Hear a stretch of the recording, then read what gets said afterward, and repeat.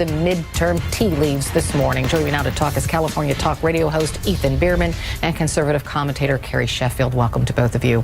I want to start out with this tape, this secret tape that Michael Cohen, Mr. Trump's one-time attorney,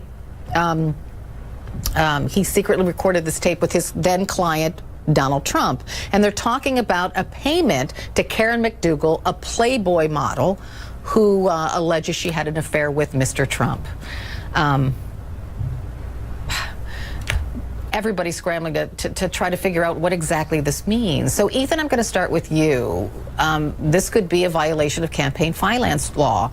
So if Mr. Trump knew about this payment and agreed to it, he could be in violation along with Mr. Cohen, and that would be breaking the law.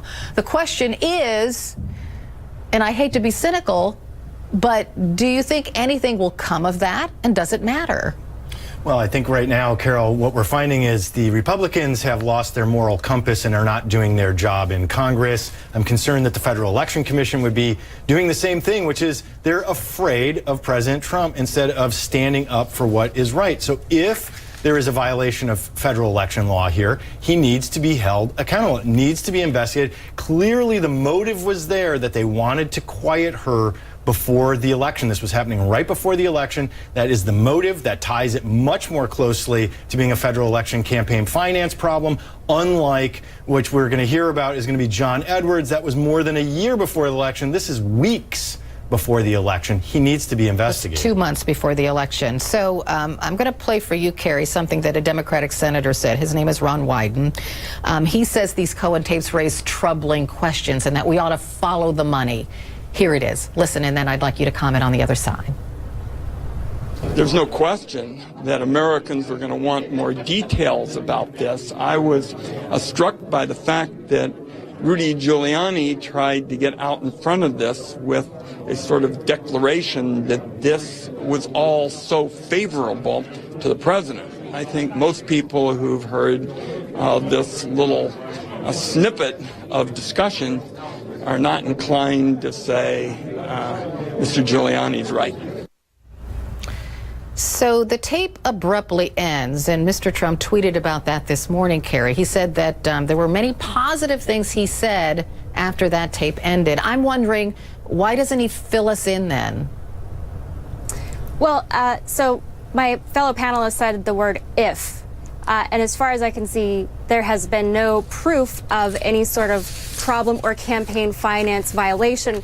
And so therein lies the problem for people who support the president, is that there's so much speculation and chatter and frankly, lack of due process. So that when we hear people repeating this incessantly without evidence, without proof of violation of campaign finance laws, then this is a problem because it's a distraction from substance. The president last week unveiled a major jobs council. We didn't even really talk about that at all. It was a major initiative to connect people to the 6 million vacant jobs through job training, through improved job placement boards, etc. And we're not talking about that. We're talking about should we ignore it?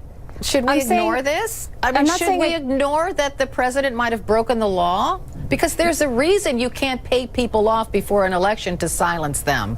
Because that means the voters can't get all the information they need to make the right decision. You just said the word might have. And until we have definitive proof, again, there is due process that is enshrined. Definitive proof is not the standard, Carrie.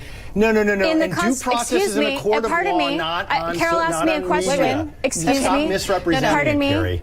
So, Carrie, finish, and then, Ethan, you're welcome to respond. I think that's how respectful conversation happens without interrupting people, as I didn't interrupt you.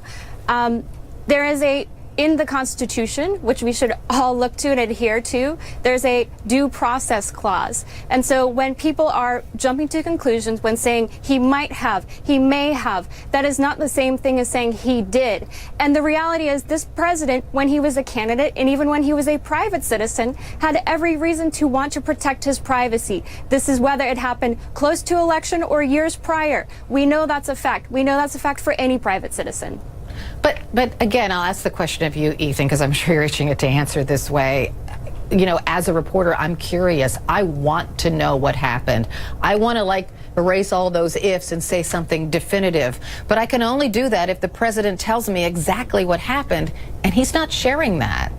No, he's not sharing. We don't have all the information yet. Carrie actually has clearly no understanding of how the law works. Due process means we go through an entire process where you get charged, but the investigation before you go to court is to determine all of the facts and information building a case. And by the way, to the rest of the world, if we're not actual investigators, police, prosecutors, etc., we don't have that same concept of due process when we're having conversations about our president, how he represents our country, how he is running for his office, how he has diminished the meaning of the presidency itself by doing things that are antithetical to a democratic institution, hiding information. This is very Nixonian at best, and the Republicans are being completely spineless on this topic. There are real issues happening here that we need to get to the bottom of, and he is obfuscating, he is lying. Giuliani has come on this network and others and lied to our faces about it, not just being an advocate as an attorney, but actually lying. We need to get to the bottom of it, and if there are laws broken,